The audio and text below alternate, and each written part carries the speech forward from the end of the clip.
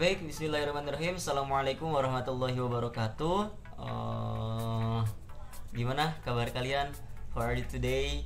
Are you ready to learn about physics? Oke.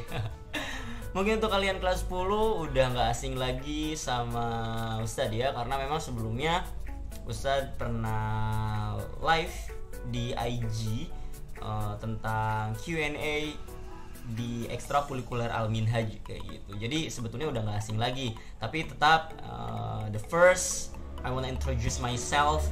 Oke. Perkenalkan, nama Ustadz Imam Amarullah. You can call me Ustadz Imam, Pak Imam, or what do you want, up to you. Oke.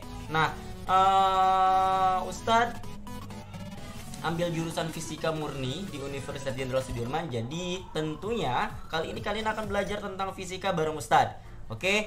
Nah, pikiran-pikiran yang membuat kalian aduh fisika nih, aduh kayak gitu, itu dibuang jauh-jauh, karena kita bakal belajar bareng, kita bakal mengetahui ilmu-ilmu tentang fisika secara asik, dan tentunya kalian harus berusaha dengan keras untuk belajar ya. Oke, kali ini Ustadz akan memaparkan materi apa saja yang akan kalian pelajari di semester 1 kali ini, tapi Ustadz akan memaparkan di materi pertama dulu aja kayak gitu. Jadi untuk materi selanjutnya tidak Ustadz buatkan terlebih dahulu saat ini di dalam video ini ya. Tentunya kali ini Ustadz hanya akan memaparkan materi terdekat aja kayak gitu. Jadi mudah-mudahan Ustadz sangat berharap sekali Ustadz bisa bertatap muka dengan kalian, karena kayaknya goib banget gak sih? Kalian tahu Ustadz tapi Ustadz gak tahu kalian kayak gitu. Jadi Ustadz harap kita bisa bertatap muka langsung dalam proses pembelajaran. Oke. Tanpa banyak basa-basi lagi, kita mulai aja. Untuk yang pertama kita akan belajar tentang ini bab 1 ya. Bab 1 materi pertama. Untuk poin A kita akan belajar tentang metode ilmiah.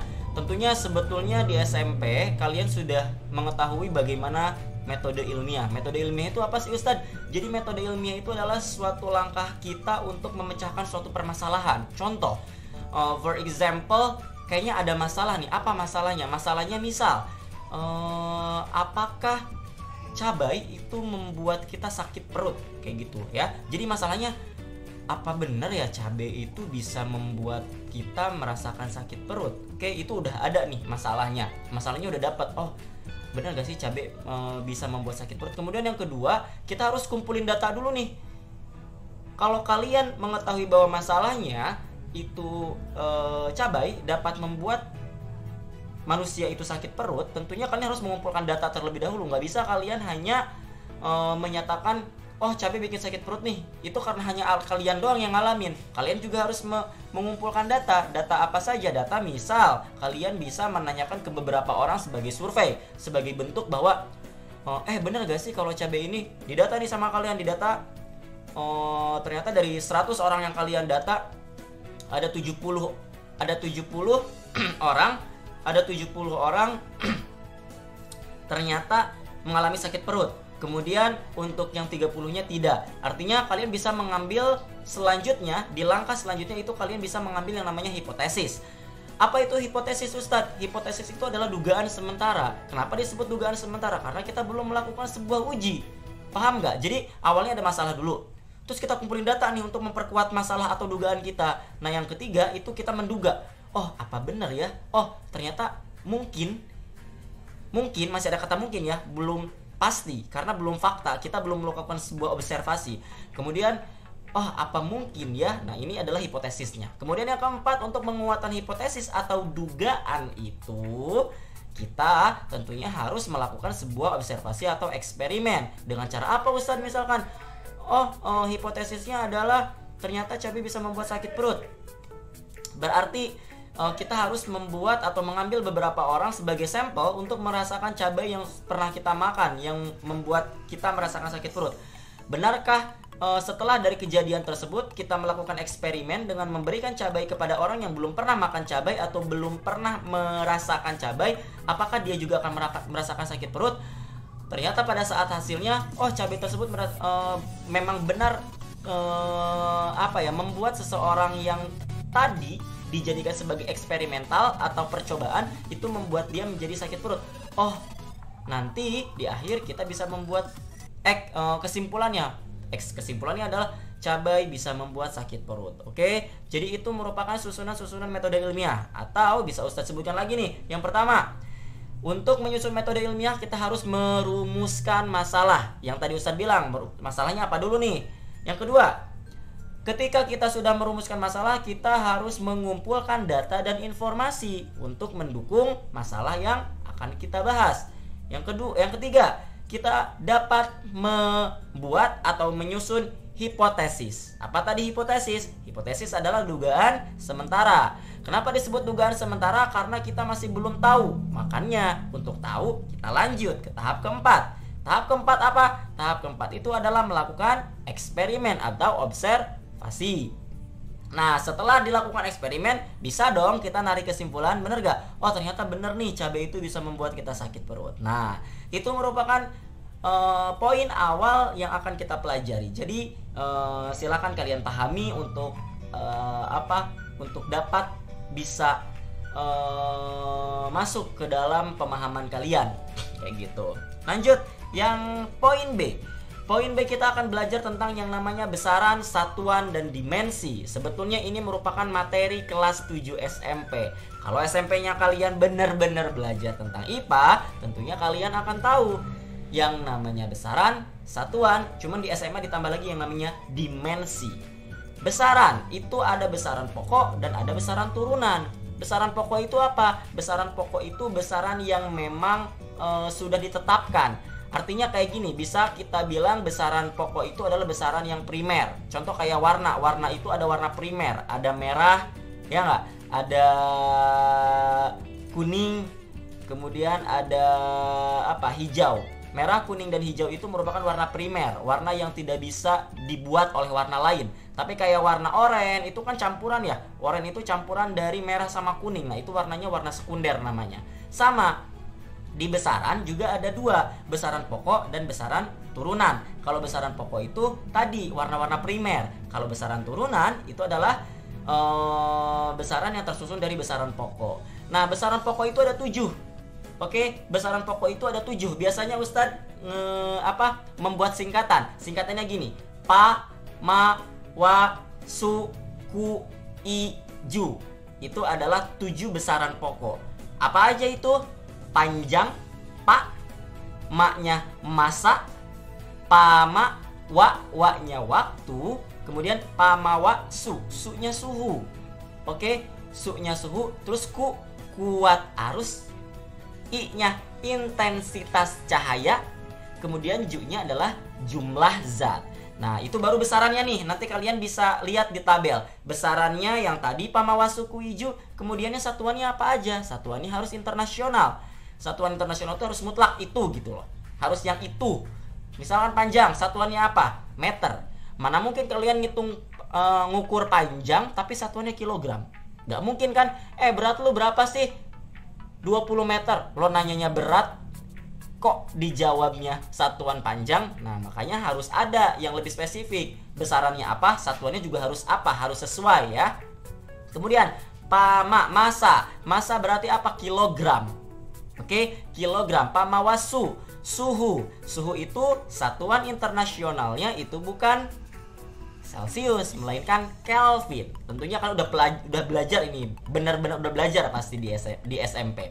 Kemudian pamawasuku, kunya kuat arus, satuannya ampere. Oke, kemudian kuat arus pamawasuku I, intensitas cahaya. Intensitas cahaya itu satuannya adalah kandela. Oke, intensitas cahaya itu satuannya kandela, dari C, candela. Kemudian intensitas cahaya I, jumlah zat, pamawasuku I, ju-nya itu jumlah zat. Jumlah zat itu satuannya mol.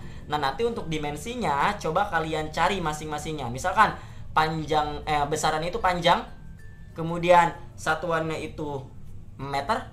Nah, dimensinya nih apa nih? Nanti itu sebagai tugas di akhir ya.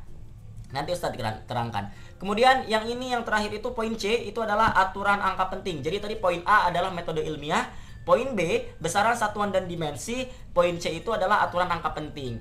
Nah, aturan angka penting ini sebetulnya sudah cukup pernah kenal kalian itu sebelum-sebelumnya. Dari mana Ustadz? Dari sini. Lu punya utang sama gue, berapa emang utang gue? 9.600. Ya udah buat 10.000 aja. Nah, itu sebetulnya kalian sedang bermain angka penting, tapi itu riba ya. Itu nggak boleh banget pokoknya. Kalau 9.600 ya harus dibayar 9.600, oke? Nah, itu sebetulnya diatur oleh angka penting. Maksudnya gimana Ustadz diatur oleh angka penting? Jadi angka penting itu mengatur tentang bagaimana kalian bisa membulatkan angka.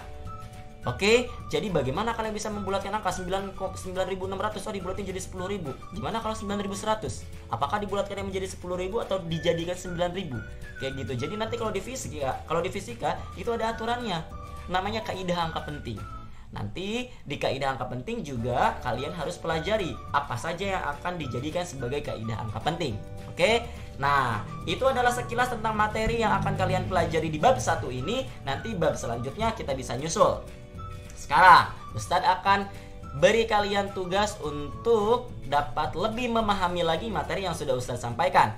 Pertama, untuk metode ilmiah, silahkan kalian tuliskan kembali di buku catatan kalian tentang urutan-urutan metode ilmiah. Oke.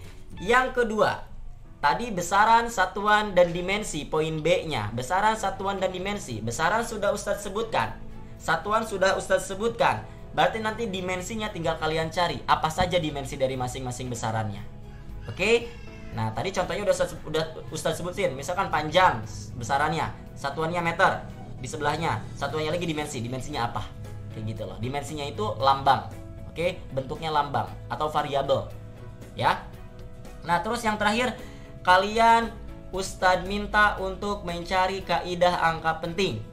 Itu di akhirnya. Ustadz ditulisnya di mana? Ditulisnya di buku catatan. Silakan kalian tulis apa saja yang sudah kalian dapatkan setelah kalian menonton video ini.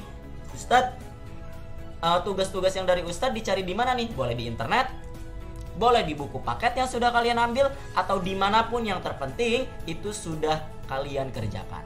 Oke, nah nanti Ustadz ini ngumpulinnya kapan? Ngumpulinnya Ustadz cek di pertemuan selanjutnya. Karena kalau kalian sudah mengerjakan tugas ini, artinya kalian akan bisa mengerjakan soal yang akan Ustadz berikan di pertemuan selanjutnya. Oke? Don't forget to search or to do it about my text. Oke? Jangan sampai lupa tentang tugas yang Ustadz berikan. Oke, jangan mentang-mentang daring atau mentang-mentang belajar online kalian bisa seenaknya. Belajar sama Ustadz harus serius, walaupun pada lapangannya Ustadz bisa tetap enjoy bareng kalian. Oke? Untuk pertemuan kali ini Ustadz cukupkan sekian dulu.